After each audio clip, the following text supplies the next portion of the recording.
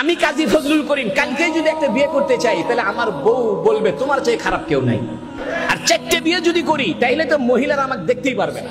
সেখানে হুজুর সাল্লাল্লাহু আলাইহি ওয়াসাল্লাম বিয়ে করেছেন 13টা, 11টা নিয়মতান্ত্রিক বিবাহ, আর 2টাকে হুজুর সাল্লাল্লাহু আলাইহি ওয়াসাল্লাম আজাদ করে মুক্ত করে বিবাহের মর্যাদা দিয়েছেন। 13 জন স্ত্রী ছিলেন। এবং মজার ব্যাপার হলো, হুজুর সাল্লাল্লাহু আলাইহি ওয়াসাল্লাম প্রথম বিবাহ করেছেন বয়সের দিক থেকে অসামঞ্জস্য সম্পূর্ণ।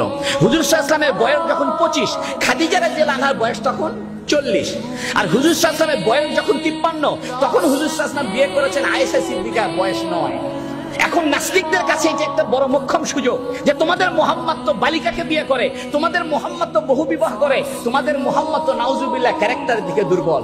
ও যুবক শুনে রাখো, ও নাস্তিকেরা শুনে রাখো, মন খুলে শুনে রাখো, হুজুর সাল্লাল্লাহু আলাইহি ওয়াসাল্লাম বিবাহ করেছেন, এটা বৈষয়িক প্রয়োজনে বিবাহ করেন নাই, এটা বায়োলজিক্যাল কারণে বিবাহ করেন নাই। হুজুর সাল্লাল্লাহু আলাইহি ওয়াসাল্লাম বিবাহ করেছেন, জীবন পৃথিবীতে অতিবাহিত করেছেন ইসলামের জন্য, তাওহীদের জন্য, মানবতার জন্য, বিশ্বাসের জন্য, পৃথিবীতে শান্তি আর রহমত প্রতিষ্ঠার জন্য। হুজুর সাল্লাল্লাহু আলাইহি ওয়াসাল্লামের বয়স যখন 25, খাদিজা রাদিয়াল্লাহু আনহার বয়স তখন 40।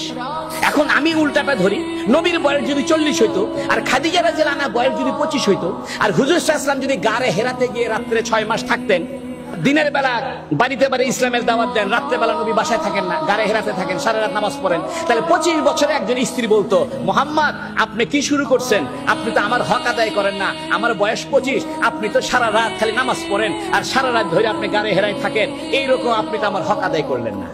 এই জন্য হুজুর সাল্লাল্লাহু আলাইহি ওয়াসাল্লাম 25 বছর বয়সে 40 বছরে একজন বিধবাকে বিয়ে করেছেন, কারণ যাতে হুজুর সাল্লাল্লাহু আলাইহি ওয়াসাল্লামের ইসলাম প্রচারে মহিলাটা সহায়ক হতে পারে, ইসলাম প্রচারে হুজুর সাল্লাল্লাহু আলাইহি ওয়াসাল্লামের স্ত্রীর সান্ত্বনাটা সহায়ক হতে পারে। এজন্য খাদিজা রাদিয়াল্লাহু আনহা বলছেন, আপনি তো অসহায়ের সহায়, আপনি তো বিধবার সহায়, সমস্ত কাজে হযরত খাদিজা রাদিয়াল্লাহু আনহা হুজুর সাল্লাল্লাহু আলাইহি ওয়াসাল্লাম সহযোগিতা করেছেন। আমাদের স্ত্রীদের, আমাদের মা বোনদের এমন হওয়া উচিত। 2 নম্বর কথা, আয়েশা সিদ্দিকাকে কেন বিয়ে করেন অল্প বয়সে, এটা মহিলাদের বোঝা দরকার।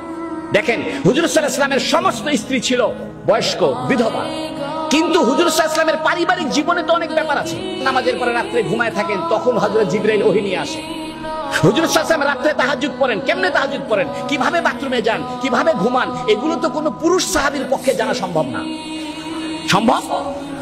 হুজুর সাল্লাল্লাহু আলাইহি ওয়াসাল্লাম ইন্টারনাল লাইফ, পারিবারিক ইন্টারনাল লাইফ, রাত্রিকালীন জীবন, স্বামী স্ত্রীর একবারে অন্তরঙ্গ জীবন, এটা তো কোনো আবু হুরায়রার পক্ষে জানা সম্ভব না, এটা তো ইবনে মাসউদের পক্ষে জানা সম্ভব না, এটা তো আব্দুল্লাহ বিন আব্বাসের পক্ষে জানা সম্ভব না। এই জন্য আল্লাহ পাক হুজুর সাল্লাল্লাহু আলাইহি ওয়াসাল্লামকে অল্প বয়সের একটা মেয়ে, 9 বছরের একটা বালিকার সঙ্গে বিবাহের ব্যবস্থা করেছে, যাতে নবীজির ইন্টারনাল জীবনের লক্ষ লক্ষ হাদিস উনি মুখস্থ করে আমাদের কাছে পৌঁছাইতে পারে। হযরত আয়েশা সিদ্দিকার জন্ম না হলে, আয়েশা সিদ্দিকার মতো অল্প বয়সের একজন মেয়েকে হুজুর সাল্লাল্লাহু আলাইহি ওয়াসাল্লাম বিবাহ না করলে, আমরা হুজুর সাল্লাল্লাহু আলাইহি ওয়াসাল্লামের পারিবারিক জীবনের কিছুই জানতাম না। লক্ষ লক্ষ হাদিস বর্ণনা করেছেন আয়েশা সিদ্দিকা রাদিয়াল্লাহু আনহা।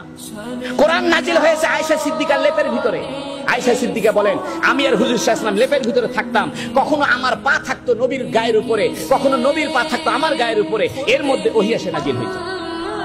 আপনি আয়েশা সিদ্দিকার বিবাহ, আপনি শুধু বয়সের তারতম্য দেখছেন, বিষয় সেখানে না।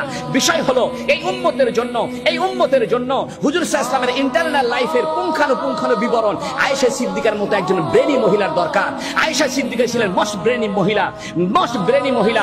হুজুর সাল্লাল্লাহু আলাইহি ওয়াসাল্লামকে আল্লাহ পাক কুদরতি ভাবে হুজুর সাল্লাল্লাহু আলাইহি ওয়াসাল্লাম আল্লাহ ইশারা কইরা আয়েশা সিদ্দিকার সঙ্গে বিবাহের ব্যবস্থা করেছেন, যাতে হুজুর সাল্লাল্লাহু আলাইহি ওয়াসাল্লামের ইন্টারনাল জীবনের পুঙ্খানুপুঙ্খানু বিষয় আমাদের পর্যন্ত পৌঁছে যায়।